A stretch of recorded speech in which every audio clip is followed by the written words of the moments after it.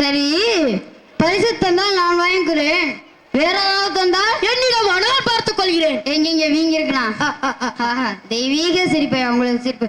நான் மறுபடியும் நான் உங்களை எங்கு பார்ப்பது? எங்கும் பார்க்கலாம். தெருத்துருவா சுத்துறோம் போல தெரியுது. அதற்கும் சிரிப்பு தானா? வீடு விலாசமே இல்லையா? இந்த ஊரிலே பெரிய வீடு நம் வீடு. பெரிய வீடா? அது எந்த வீடு?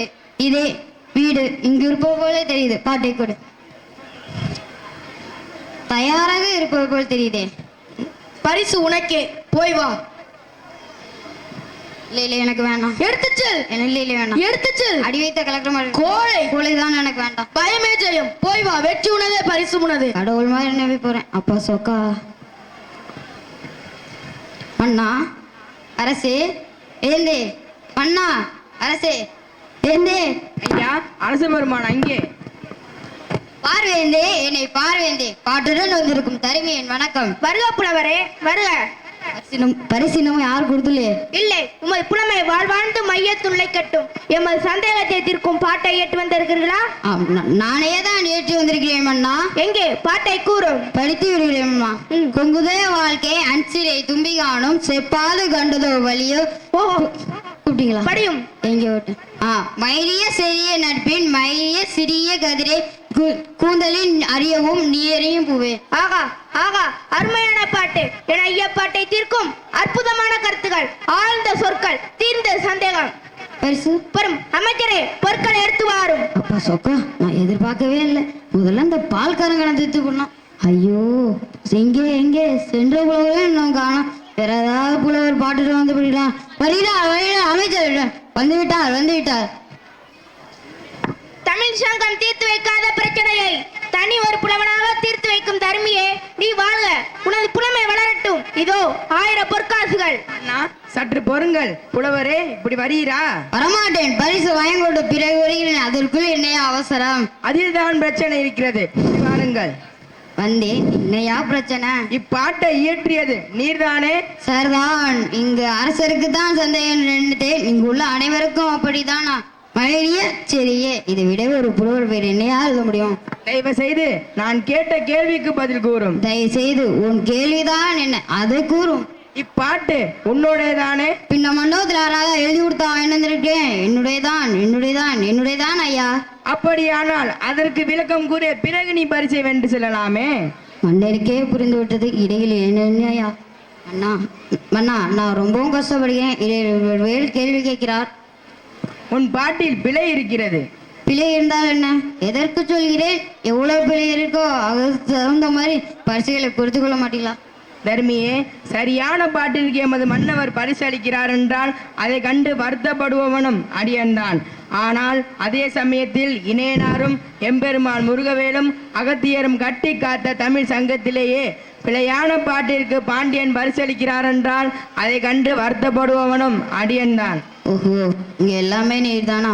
பொங்குதேவள் நல்ல பாட்டு தானையா? வேடிக்கைக்கு இது நேரமில்லை. விளக்கம் கூறி வெகுமதியை தாம் பெற்று செல்லலாம். இன்னையா பெரியவரை விளக்கண்டு விஷயம் தெரியாம ஐயா உயிரை வாங்குற. உயர்வான தமிழ் பாட்டின் உயிரை நீ எடுக்க வேண்டாம் என்று உனக்கு நான் எச்சரிக்கை விடுகிறேன். அதான் சொல்றது. புதுசா பாட்டு எழுத நம்பி ஒரு காரியத்துல எனக்கூடாது. இப்போ உட்காந்து தள்ளாடுறேன். என்ன புலம்புறீர்? வேதனை. எதற்காக? என் சிறந்த குடும்பத்தை நினைத்து வரேன். பரிசு வேண்டாமா? என்ன பெரிய பரிசு? என் நிலைமைக்கு 6 பாட்டு எழுதிட்டு வந்து இது மாதிரி தடைகள் இருக்கும். அதுவும் போதாதையா. ஐயா, என்ன பாட்டு எழுதி பேர் வாங்க புலவர் இருக்கார்கள். குற்றம் கண்டுபிடித்தே பேர் வாங்க புலவர் இருக்கார்கள். சிரிக்காதேர். அதில் எந்த பிரிவை சேர்ந்தவென்று உங்களுக்கே தெரியும்.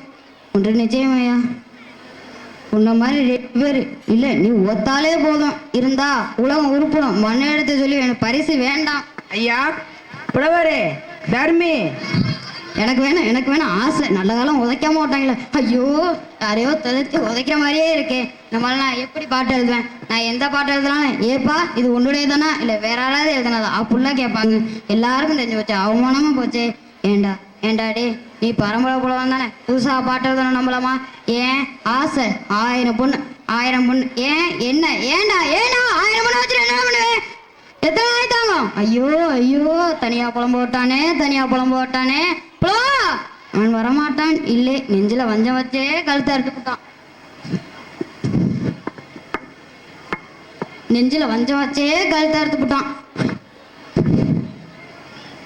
அவன் இல்லை, வரமாட்டான், நம்பாதே. நான் இந்த மாதிரி தண்டோரா போட்ட கூட காலத்தை கேட்க கூடாது. எனக்கு கேட்க வேண்டாம், கடவுள்கிட்ட போல வேண்டாம் வேண்டாம். டே புலவா, பட்டு கொடுத்தா புலவா, அவன் இல்லை, வரமாட்டான், நம்பாதே. அவனை நம்பி தப்ப புலமை போச்சு, கத்தி கத்தி குரலும் போப்பது. நான் பாட்டு எழுதல, நான் புலவர் இல்லை.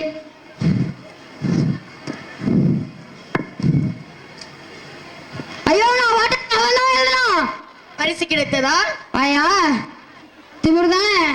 என்னையா புலம்புகிறாய்? நான் புலம்புறேனா? பாட்டு எழுத தெரியாம நீ தான் இந்த வீட்டுல புலம்பிருக்கா. அங்க ஒன்னாலாம் சொல்றாங்க. சபையில் நடந்ததை கூறு. சபையில உன் பாட்டு குற்றம்னு சொல்லிட்டாங்க. குற்றமா?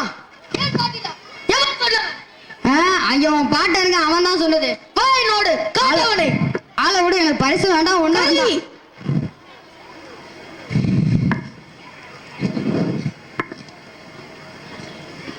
இப்புலவன் கொண்டு வந்த பாட்டிற்கு குற்றம் கூறியவன் யார்? அவன் என்ற ஏகவசனம் வேண்டாம். அவ்விடக்கத்தோடு கேட்டால் அதுக்கு தக்க பதில் கூறுவார்கள். அப்படி என்றால் இந்த சபையில் மன்னரை விட மற்றவருக்கு அதிகாரம் கூடவா? இது அரசவை என்றல்ல, தமிழ் பேர் சேவை. எங்க செவலருக்கும் சம உரிமை உண்டு. அதனால் தான் கருவி கொண்டு வந்த பாட்டில் குற்றம் கண்டீரோ? ஆம், பலதுள்ள பாட்டா இந்த பரிசுக்கு அருகதை தடுத்து கூறியவன் நான் தான். யார் இந்த கிழவன்? முத்தமிழ் சங்கத்தை இயற்றிய தலைமை புலவர் நக்கீரர். ஓ, கீரரா? தமிழ் சங்கத்தின் தலைமை புலவர் மாணவத்தில் தான் குற்றம் கண்டீரோ? என்ன குற்றம் கண்டீர்? உளம் கண் பாட்டு இயற்றியது யார்? யாம் இயற்றினோம். எழுதிய நீர் வராமல் இன்னொருவரிடம் கொடுத்து அனுப்பியதற்கு காரணம்? அது நடந்து முடிந்த கதை, தொடங்கிய பிரச்சனைக்கு வரும். புலவருக்கு முதலில் பொய்யிட தேவையில்லை, அதை தாம் புரிந்து கொள்ள வேண்டும். புரிந்தது, புரியாதது, தெரிந்தது, தெரியாதது, பிறந்தது, பிறவாதது அனைத்தும் அறிவோம். அதை பற்றி உமது அறிவுரை நமக்கு தேவையில்லை. எல்லாம் எமக்கு தெரியும். எல்லாம் தெரிந்துவிட்டால் எழுதும் பாட்டிலே பிழை இருக்காது என்று அர்த்தமா? அதை பற்றி நாம் குற்றம் கூறக்கூடாதா? கீரர் எம் பாட்டில் குற்றம் கூறுகிறாராம். கூறும் கூறும் கூறி பாரும். புலவர்களே, சாந்தமாக உரையாடுகள். புலமைக்கு சக்தி தேவைதான், ஆனால் சண்டையாக மாறிவிடக் கூடாது. சண்டையும் சச்சரவும் புலவர்களின் பரம்பரை சொத்து. அதை யாராலும் மாற்ற இயலாது. பொறுத்து பாரும். நக்கீரரே, என் கவிதையில் நீங்கள் எங்கு குற்றம் கண்டு? சொற்சுவையிலா அல்லது பொருட்சுவையிலா? சொல்லி குற்றம் இல்லை, இருந்தாலும் மன்னிக்கப்படலாம். புரளிதான் குற்றம் இருக்கிறது. என்ன குற்றம் அது? எங்கே நீ ஏற்றிய செய்தியை சொல்லும். கொங்குதே வாழ்க்கை அஞ்சலை தும்பிகாலம் சப்பாது கண்டது வழிவோ பயிர் ஏற்சலிய நட்பின் மைதிய சிறிய சதிரே கூந்தலின் அறிவும் உழவே நீ அறியும் பூவே. இதுதான் நமது செய்யுள். உமது செய்தியின் கருத்து? தலைவன் தலைவியின் காதலை மறந்து அவள் கூந்தலிருந்து வரும் மனத்தை நுகர்ந்து வண்டி புகழ்ந்து கூறுமாறு ஏற்றிருக்கிறேன். அந்த செய்தியின் உட்கருத்து? மகரங்களிலே உள்ள மகரத பொடி ஆராய்ந்து கொண்டிருக்கும் தும்பினத்தைச் சேர்ந்த உயர்ந்ததாதி வண்டே, நீ கண்ட மலர்களுள் இம்மனம் போல் உண்டா என்று கேட்பது போல் இருக்கிறது. இப்பாடலிருந்து எமது மன்னவருக்கு தாங்கள் கூறும் முடிவு புரியவில்லை. பெண்களுக்கு இயற்கையாவே கூந்தல் மனம் மூட்டு என்பதுதான் எமது கருத்து. ஒரு காதும் இருக்க முடியாது. மாசனாய தருமிகளை பூசிக்கொள்வதனாலும் தொடர்ந்து மலர்களை சூடிக்கொள்வதனாலும் தான் ஒரு பெண்ணின் கூந்தலுக்கு மனம் இருக்க முடியுமே தவிர பிறப்பிலிருந்து வெறும் கூந்தலுக்கு இயற்கையிலேயே மனம் உண்டு என்பதை ஒரு நாளும் ஒப்புக்கொள்ள முடியாது. சமஜாதி பெண்களுக்கு கூடவா இயற்கையிலே கூந்தல் மனம் இருக்காது?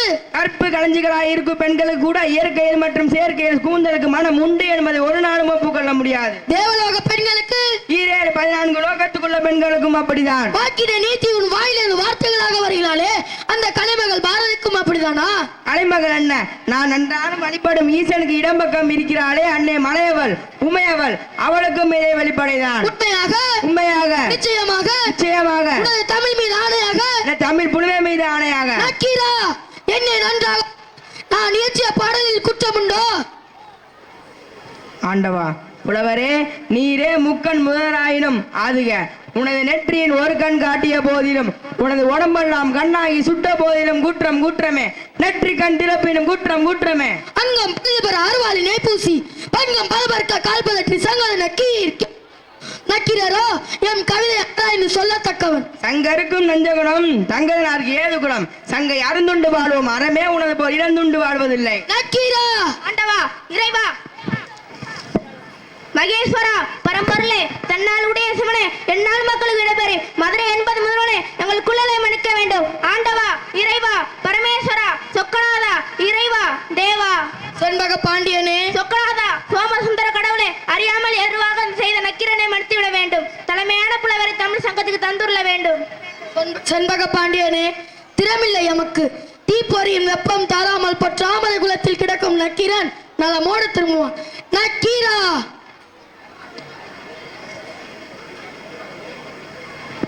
ஆண்டவா, இறைவா, ஒளியும் நீயே, உலகமும் நீயே, ஆதியும் நீயே, அந்தமும் நீயே, முக்கண் முதல்வனே, மூலப் பொருளே, ஐந்திரியின் தமிழ் மொழியின் பால் யான் கொண்டுள்ள பற்றின் காரணமாய் செய்யுளின் ஒரு குற்றம் ஆகாது என்று தவறு செய்துவிட்டேன். ஐயனே, என்னை மன்னியுங்கள் தவறு இருந்தால். நக்கீரா, நீ தமிழோடு விளையாடவே யாம் வந்தோம். வந்திருப்பது யாமென தெரிந்தும் நெற்றிக்கண் திறப்பிலும் குற்றம் குற்றமே என்று வாதாடிய என் தமிழ் தொண்டு வாழ்க. வாழ்க நின் தமிழ் திறமை, வளர்க நின் ஆட்சி முறை. பரமேஸ்வரா, சொக்கநாதா. மன்னா, அந்த 1000 பொன் பற்காசையும் தர்மிக்கே கொடுத்துவிட வேண்டும் என்று தாழ்மையுடன் கேட்டுக்கொள்கிறேன்.